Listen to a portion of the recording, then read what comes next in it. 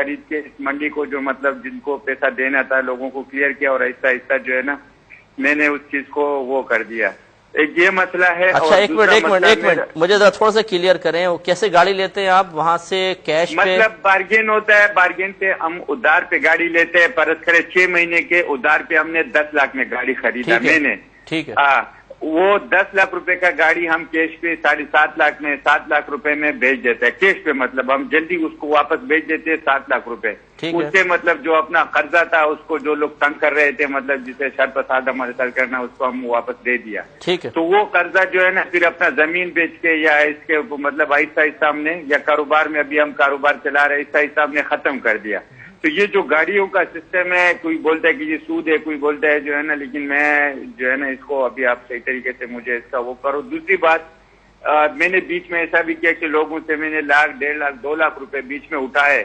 انہوں نے تو مجھے ایسا ایک فکس فگر دیا کہ آپ مجھے مہینے کا، لیکن ہم نے ان کو بولا کہ نہیں بھائی، ہم اپنے کاروبار کے اوپر تقسیم کریں گے، جو ہمارا پرافٹ ہوگا اس کے اوپر ہم نے. جی میں بہت معذرت چاہتا ہوں، ایک مختصر سا بریک پہ ہم جا رہے ہیں. اگر آپ ہولڈ پہ رہیں تو بہت آپ کی کرم نوازی ہوگی. آتے ہیں ایک چھوٹے سے بریک کے بعد. لب ہے نبی نبی. تو علم کے بارے میں خلاصہ کلام پھر یہی ہے کہ آپ اس بات کو سمجھیے اور کوشش کریں کہ آپ فرض پورے کریں، واجب سنت موقدہ پوری کریں، اور حرام مکروہ تحریمی اور اساءت سے یعنی سنت موقدہ کے ترک سے بچتے رہیں. اس کے بعد جتنا آپ کو وقت ملے، جتنا آپ علم سیکھ سکتے ہیں سیکھیے، اور اپنے درجات اس علم کے ذریعے بلند کرنے کی کوشش کریں. بعض ہمارے بھائی بہن کہتے ہیں کہ جی ہمیں کوئی وظیفہ بتائیں جس سے ہماری پریشانیاں دور ہوں. اب ہم پوچھتے ہیں کہ جی یہ بتائیے کہ وظیفے سے آپ کیا چیز چاہتے ہیں، یعنی کیا وظیفے کے ذریعے مقصود ہے، مطلوب ہے، جو آپ کی پریشانی کو دور کرنے کا سبب بنے گا. تو جواب ہوتا ہے برکت، کہ وظائف میں برکات ہوتی ہیں، ان برکات کی وجہ سے انسان کی پریشانیاں پیچھے ہو سکتی ہیں. تو ہمارا جواب یہ ہوتا ہے کہ پھر بہتر یہ ہے کہ آپ سب سے بڑی چیز جو ہمارے نبی کریم صلی اللہ علیہ وسلم نے ہمیں کثرت سے تعلیم فرمائی درود پاک ہے، کہ درود پاک ایک مختصر تعداد میں پڑھیں، اور اس کے بعد علم دین سیکھنے میں اپنا وقت لگائیں. جتنی برکت آپ کو علم دین سیکھنے سے حاصل ہوگی اور کسی چیز سے نہیں ہوگی. کیونکہ آپ جب قرآن پڑھیں گے ترجمہ تفسیر کے ساتھ اور علم سیکھیں گے تو اس میں دیکھیں قرآن بھی پڑھ رہے ہیں، ترجمہ بھی ہے، تفسیر بھی ہے، اور آپ علم بھی آپ کو حاصل ہو رہا ہے. اسی طرح حدیث آپ پڑھیں گے علم سیکھنے کے لیے، فقہی کتابیں آپ پڑھیں گے علم سیکھنے کے لیے، تو گویا کہ پورا قرآن و حدیث کا نچوڑ آپ کے سامنے آ رہا ہے.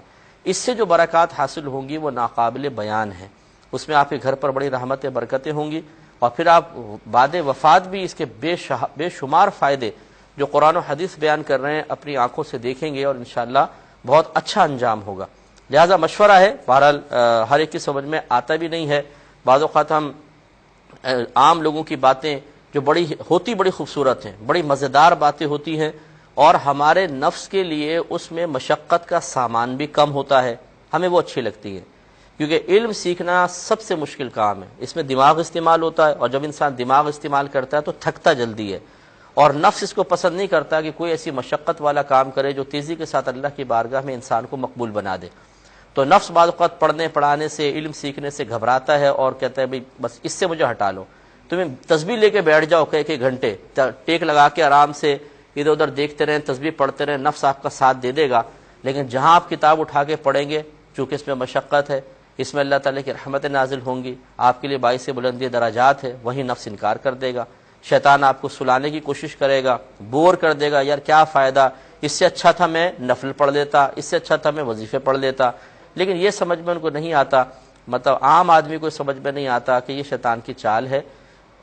1 گھنٹے اگر آپ وظیفہ پڑھ لیں اور 1 گھنٹے علم سیکھ لیں، اور پھر میدان محشر میں آپ دیکھ لیجئے گا کہ دونوں میں سے کس کے بدلے میں اللہ تبارک و تعالیٰ کی کرم نوازی زیادہ ہے.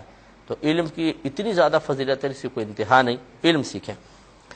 جوابات کی طرف آتے ہیں. ایک بہن نے کویشچن کیا تھا کہ ایک شوہر ہے، وہ اپنی بیوی کی بات نہ مانے تو کیا کرے، وہ کوئی بات ہی نہیں مانتا تو کیا حکم ہوگا. دیکھیں ہم نے تھوڑا سا اس کا جواب تو عرض کر ہی دیا تھا کہ اللہ تبارک و تعالیٰ نے بیوی کو محکومہ بنایا ہے اور شوہر کو حاکم بنایا ہے، لیکن ظالم حاکم نہیں. ایسا حاکم بنایا ہے جو بیوی کے جذبات، کیفیات، احساسات کا خیال کرے اور اس کے ساتھ نرم رویہ رکھے. اگر وہ غلطی کرتی ہے تو نرمی سے سمجھائے، اگر اس غلطی پہ اصرار کرے، بار بار کرے، تو تھوڑی بہت سختی کرنے کی بھی اجازت ہوتی ہے، لیکن اللہ تعالیٰ نے شوہر کو عورت کے اوپر حاکم بنایا ہے، لہذا اطاعت بیوی کے اوپر لازم ہے۔ اب بیویاں اگر یہ ذہن بنا لے کہ یہ شوہر ہماری اطاعت کرے اور ہر ہمارا کہنا مانے، یہ غیر مناسب ہے۔ ہاں اگر آپ کوئی جائز بات کہتی ہیں، معقول بات کہتی ہیں، گناہ سے بچنے کے سلسلے میں کہتی ہیں اور شوہر نہیں مانتا، تو اس میں آپ کا رنج محسوس کرنے کا الگ چیز ہے، لیکن یہ کہنا کہ جی میری بات مانے، میری اطاعت کرے، ہاں میں ہاں ملائے، یہ ادھر بھی مناسب نہیں ہوتا۔ زوجہ کو حکم ہوتا ہے کہ نرمی سے شوہر سے کہے، مان جائے ٹھیک، سختی کرنے کی یا ان باتوں پہ ناراض ہونے کی بیوی کو اجازت نہیں ہے۔ یہی تعلیم شرع ہے۔ تو آپ جو بہن نے کویشچن کیا تھا ان سے اگر سن رہی ہیں تو ہماری گزارش ہے کہ آپ ان چیزوں کو اپنے ذہن سے نکالیں۔ یہ ہوتا ہے بعض اوقات کہ اپنے خاندان میں آپ دیکھتی ہیں کہ پھپھا پھوپھی سے دبے ہوئے ہیں، خالو خالہ سے دبے ہوئے ہیں، تو آپ ہمارے دل میں بھی، بہنوں کے دل میں خواہش بیدار ہوتی ہے کہ ہمارا شوہر بھی ایسا ہی بن جائے کہ وہ کہتی ہیں کھڑے ہو جاؤ تو کھڑا ہو جاتا ہے، وہ کہتی ہیں بیٹھ جاؤ تو بیٹھ جائے، یہ کٹھ پتلی میرا شوہر بھی بن جائے۔ اب یہاں وہ کچھ اور مائنڈ کا ہوتا ہے تو پھر ان کو اضطراب پیدا ہوتا ہے اور وہ سمجھتی ہیں اچھا شوہر وہی ہوتا ہے جو بیوی کے اشاروں پر چلے، تو یہ مناسب نہیں ہے۔ اس طریقے سے آپ ذہن نہ بنائیں۔ یوں ہی اگر کوئی سہیلیاں وغیرہ ہوتی ہیں وہ آ کے بتاتی ہیں کہ جی میں نے تو اپنے شوہر کو لگام ڈالی ہوئی ہے، جہاں کوئی بگڑتا ہے تھوڑا سا کھینچ لیتی ہوں اور ٹائٹ کر کے رکھ لیتی ہوں، مجالے جو ادھر ادھر ہو جائے۔ اب وہ چلی گئی، انہوں بہن نے سوچنا شروع کر دیا کہ میرا شوہر تو ایسا نہیں ہے، اب اسے قابو میں کرو۔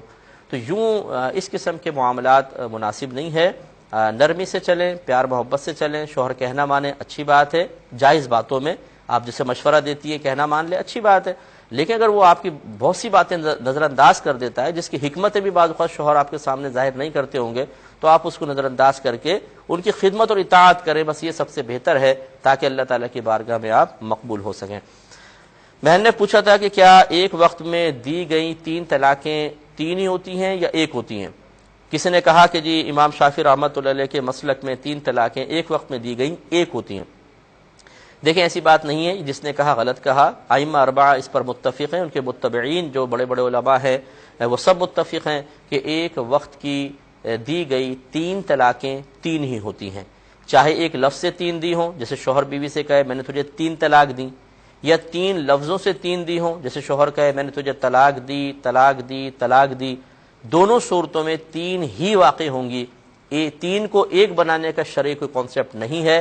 یہ ہمارے نبی کریم صلی اللہ علیہ وسلم کے دور میں ایسا ضرور تھا کہ وہاں پہ عرب لوگ ایک بات کو دوبارہ ذکر کرنے کی عادت رکھتے تھے، جیسے ہم بھی کہہ دیتے ہیں یار پانی لاؤ، پانی پانی، تو یہ 3 دفعہ پانی نہیں مانگ رہے، 1 پانی مانگ رہے ہیں۔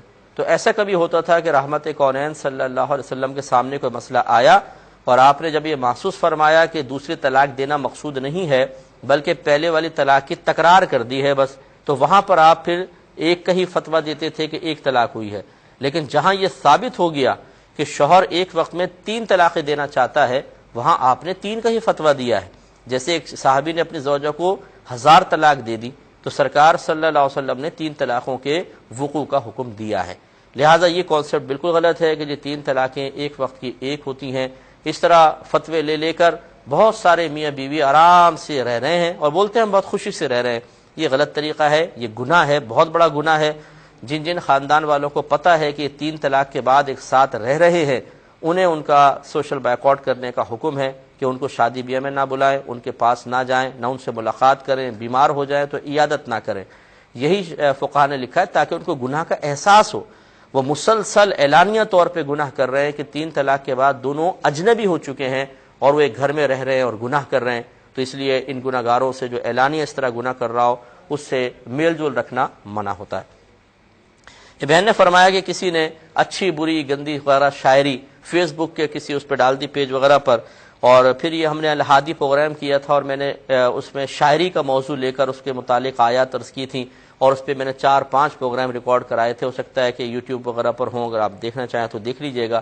تو وہ سننے کے بعد جو بھی کوئی تھا اسے احساس ہوا اور اس نے پھر ادھر سے وہ تمام شاعری خراب قسم کی جو تھی وہ ہٹا دی، اور اب وہ کیا کرے، وہ کہتے ہیں کہ توبہ کا کیا طریقہ اختیار کرے، کیا وہ سب کو کہے کہ آپ لوگ جو شاعری یہاں سے آپ نے اٹھائی تھی وہ آپ ڈیلیٹ کر دیں اور جس نے پڑھی تھی وہ توبہ کر لے؟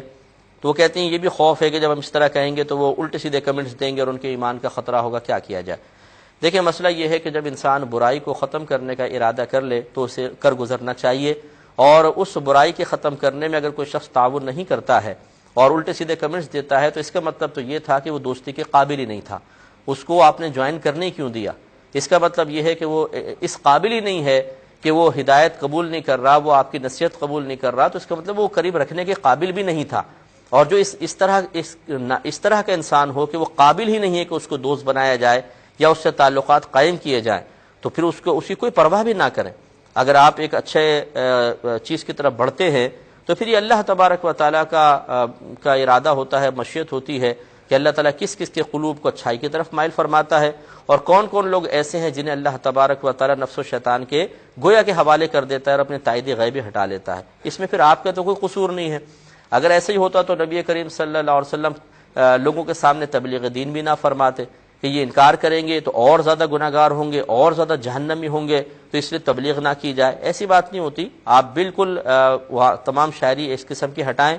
دوسرا یہ کہ تمام کو میسیجز کر دیں کہ بھئی یہ غلطی ہو گئی، آپ اس سے آئندہ ایسا نہ کریں۔ اب اس پہ کون کیا ریئیکشن کرتا ہے، کس قسم کے کمنٹس دیتا ہے، اس کی پرواہ بالکل نہ کی جائے، فوراً اس طرح کرنا لازم ہے۔ یہ کہتے ہیں کہ کسی کرایہ دار نے کرائے کا مکان لیا، مالک مکان نے پہلے نہیں بتایا، اب جب بارشیں وغیرہ ہوئی تو چھت ٹپکنے لگی اور دیگر پرابلمز تھے، تو مالک مکان کو جب کہا تو اس نے کہا بھئی ہم نے تو آپ کے سامنے مکان رکھ دیا تھا، آپ کو خود پہلے دیکھنا چاہیے تھا۔ بہرحال انہوں نے چھوڑ دیا، اب دوسرا کرایہ دار آنے لگا، تو کیا یہ پہلا کرایہ دار دوسرے کرایہ دار کو ان عیوب کے بارے میں بتا سکتا ہے؟